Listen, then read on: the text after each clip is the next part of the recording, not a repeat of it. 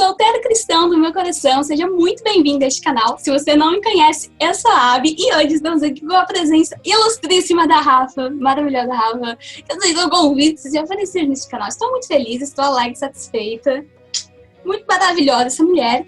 E hoje eu convidei ela por uma responsabilidade muito grande, que é encerrar uma série muito maravilhosa, que é a nossa primeira série de vida com Deus neste canal. Então, para quem não sabe o que está acontecendo, chegou aqui boiando, tá rolando a série Encontrando Deus. Para quê? Para quê? Para quê? Porque para a gente viver uma solteirice plena, a gente tem que conhecer a Deus, a gente tem que encontrar a Deus. Já falamos sobre encontrar Deus na solteirice, então encontrar Deus é agora, esse é o tempo. Encontrar Deus no lugar secreto, encontrar Deus na oração, na leitura da palavra, e agora vamos falar sobre encontrar Deus na comunhão. Então, seja muito bem-vinda, Rafa, para esse momento épico da história. Ui! Oi, gente, é um prazer enorme estar aqui. Karina, muito obrigada pelo convite. Eu me sinto muito honrada por estar nesse canal. É um canal que tem assuntos de extrema qualidade e eles são biblicamente embasados, que é o principal de tudo. E eu me sinto muito honrada porque a Karina é uma excelente pessoa, uma pessoa extremamente inteligente, uma artista de extrema sensibilidade, e é uma honra estar aqui no canal dessa grande artista, falando de algo que eu gosto tanto, que é o reino de Deus e a comunhão. Maravilhosa! Seja muito bem-vinda! Ai, gente, uma honra, a honra é minha. Você não tem nem noção, a honra é minha. Vamos começar falando, então, deste tema que nos foi proposto.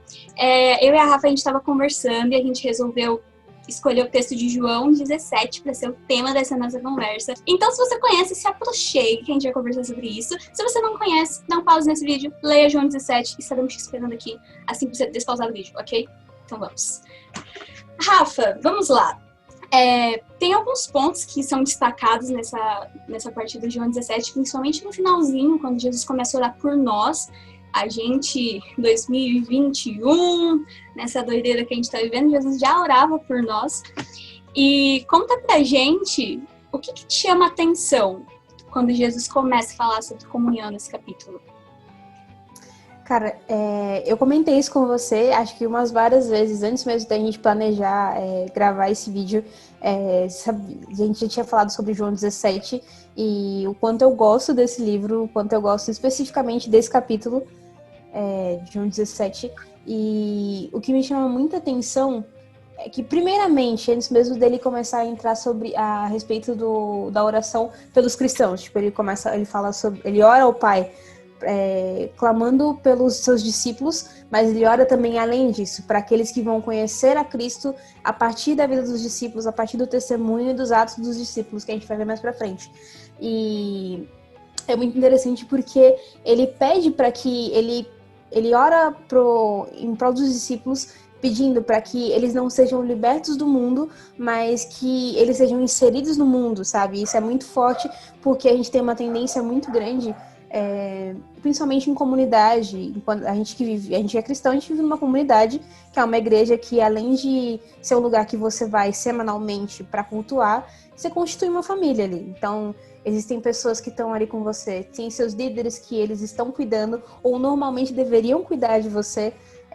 Você constitui família, você constitui irmãos na fé, que são pessoas que você tem amizade, e essas amizades vão te acompanhar por longas temporadas, se não pela sua vida inteira. Então isso é muito necessário. Mas acontece que nesse meio existe uma questão um pouco de proteção ali, mas uma proteção exacerbada de, por exemplo, eu preciso manter o meu liderado dentro da igreja, eu preciso manter os jovens, os adolescentes, as crianças, os adultos dentro da igreja, porque o mundo é forte e o mundo machuca demais. Isso, em certas partes, não está errado, porque, de fato, o mundo machuca e a igreja é um local onde as pessoas devem ser tratadas. Mas sem querer, e a gente já está entrando no âmbito da comunhão, porque uma vez que a gente está falando desse aspecto de comunidade, é comunhão, querendo ou não, é que tem exatamente essa pequena falha. O que poderia ser algo que é abençoador, acontece uma grande... Essa proteção exacerbada, não sei se eu estou sendo muito clara, mas isso é uma proteção exacerbada no sentido de estar contradizendo que o próprio Jesus orou ao Pai em prol dos discípulos aqui em João 17, pedindo para que eles não sejam livres do mundo, mas que eles sejam inseridos, e através do agir deles, através dos atos deles, e através do viver deles, em nome de Cristo, nesse mundo que é corrupto, que é falido, que tem tantas distorções, tem tantas maleficências, através disso as pessoas vão conhecer a Cristo. Então a gente vive um desafio muito grande na igreja atual. Eu não sei datar isso, mas eu acredito que seja mais ou menos ali da década de 90 para cá. E isso, graças a Deus, nessas novas gerações, isso tem sido desvencilhado da nossa cabeça. Acho que a gente tem virado uma certa chavinha, no sentido de entender que a comunhão é necessária, a gente tem uma igreja, a gente tem família, e ali a gente está sendo tratado, bem como estamos tratando outras pessoas. No entanto, ela precisa ser algo equilibrado, sabe? A comunhão, ela precisa ser uma coisa extremamente equilibrada, no sentido de eu preciso ser protegido, no entanto, o Espírito Santo vai me mandar para fora em algum momento. Quando eu for para fora em algum momento, eu preciso ser enviada com a bênção de todos os meus líderes, com a bênção de toda a minha família e com todo o suporte.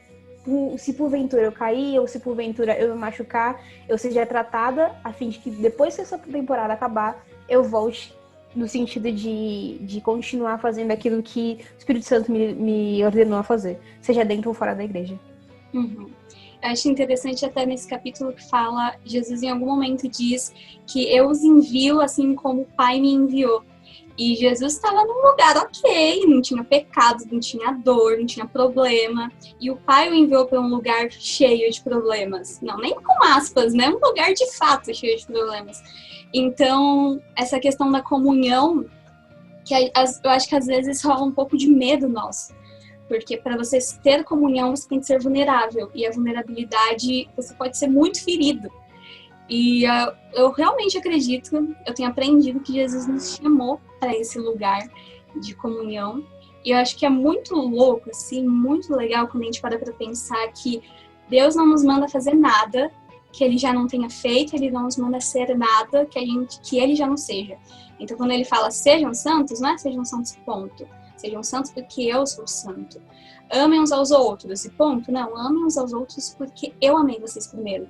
Então, Rafa,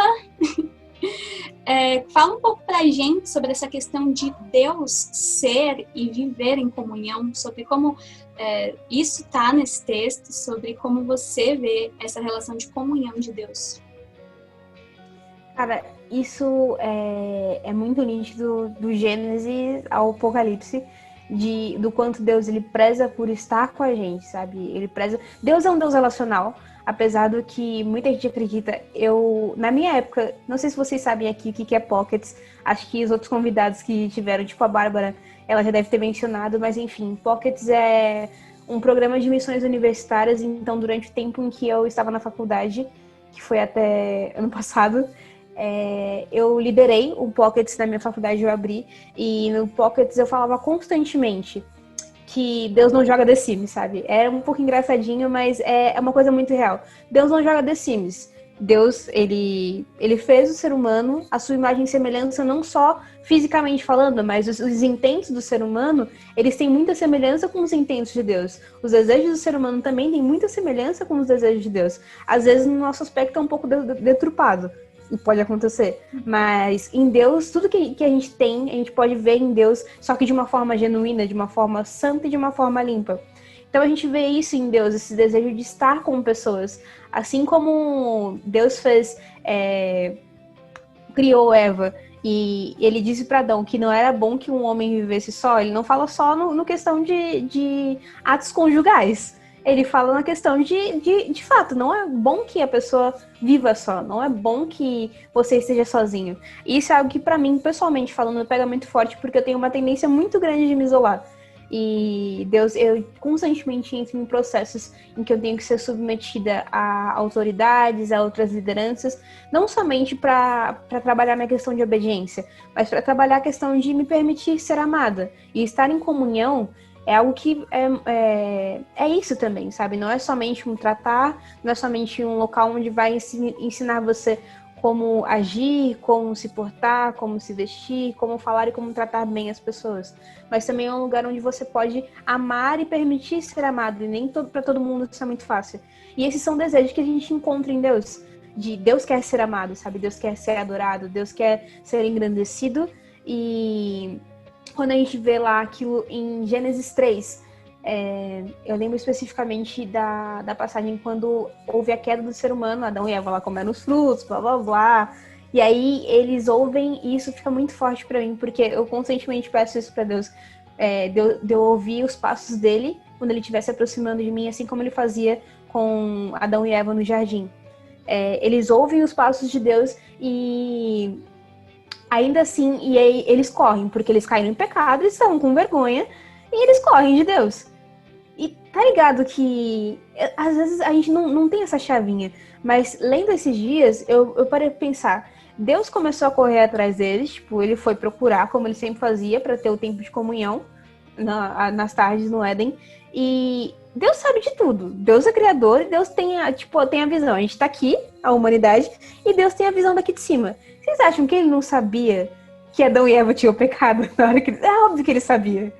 Eles já tinham comido fruto, já estavam lá, tipo, eles perceberam que eles estavam nus, ficaram com vergonha e colocaram coisas para se cobrir. E Deus já sabia de tudo aquilo. Ainda assim, Deus foi correr atrás deles, sabe? Deus foi buscar comunhão. Eles começaram a se justificar, enfim. Mas o ponto que eu quero chegar é que uma característica muito forte em Deus é que ele quer comunhão. Ele sabendo que a humanidade já tinha pecado ali, tipo, a humanidade não é a quantidade que a gente tem hoje, tá? De 7 bilhões de pessoas. Eu nem sei se esse número tá certo. Acho que é 7 bilhões, mas enfim. A comunidade era só... acho que são. A quantidade de humanos que tinha na Terra inteira era só Adão e Eva. E ainda assim, Deus foi atrás. Tipo, já no início já deu muito errado. Só Adão e Eva já deu muito errado. Se eu fosse Deus, eu ia falar, mano, joga esse negócio no lixo e vamos fazer qualquer outra coisa. Eu posso criar o que eu quiser. Eu posso criar 3 universos num piscar de olhos. Mas ainda assim, sabe? Ainda com a humanidade, já desde seu princípio, sendo imersa no pecado, Deus tinha o desejo de estar com eles. Deus tinha o desejo de ter comunhão com eles. E esse é um desejo que perdura, do contrário, não haveria salvação. Show. É louco pensar, né, que Deus não suportou se ver separado da humanidade e por isso proveu o Cordeiro, por isso proveu Cristo. E que às vezes talvez esse seja o convite de Deus para nós também, já que Jesus nos envia como o Pai o enviou, da gente ser, não que a gente vai sofrer alguma coisa como o sacrifício de Cristo, mas através do nosso tratar, através do nosso relacionamento, até com pessoas que não conhecem Jesus, da gente fazer essa ponte, sabe? Porque a gente vê que o coração de Deus não suporta ficar longe da humanidade. E quem sabe Jesus não quer nos usar como esses instrumentos aí. E como ele mesmo disse, ele diz no capítulo 13 também, conversando com os discípulos e falando com Deus, que é através da comunhão, é através do amor uns aos outros, então essa coisa mútua que o mundo, duas coisas, o mundo vai descobrir que nós somos amados, e isso é louco, sabe? Quando a gente amar uns aos outros, a gente vai descobrir que o mundo vai ver que o Pai nos ama e vai reconhecer que Jesus é o Filho de Deus.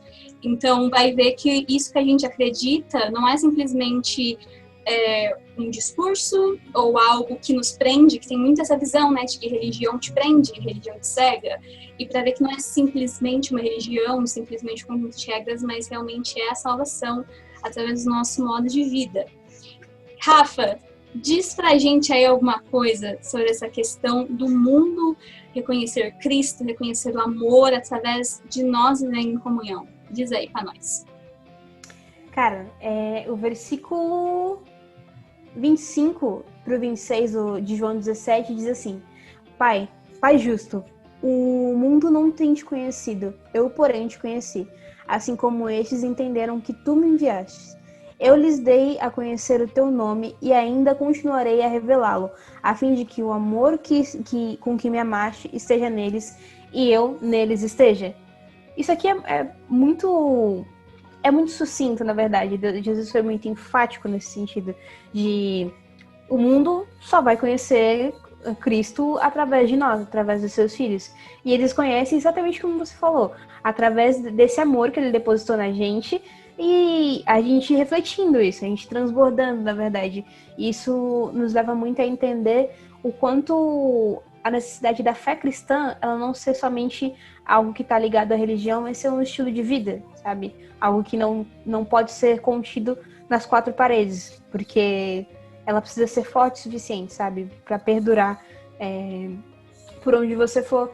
E, enfim, é muito simples até de se entender, que só se pode conhecer a Jesus agora, nesse momento. Não sabemos amanhã ou quando ele vai voltar, porque isso é uma fé que a gente tem certeza absoluta de que Jesus vai voltar. Não sabemos quando, mas enquanto ele não volta, a nossa missão é refletir esse amor que foi depositado na gente, esse amor que foi vertido na cruz do Calvário, e através disso as pessoas vão conseguir entender, ou pelo menos começar a entender o quanto Deus é Deus e ele é bom e ele é completamente amoroso. E uma coisa que às vezes a gente está falando aqui de comunhão, aí vocês talvez estejam pensando, ai, deve ser tão legal a comunhão, o jeito que eu faço é tão chato.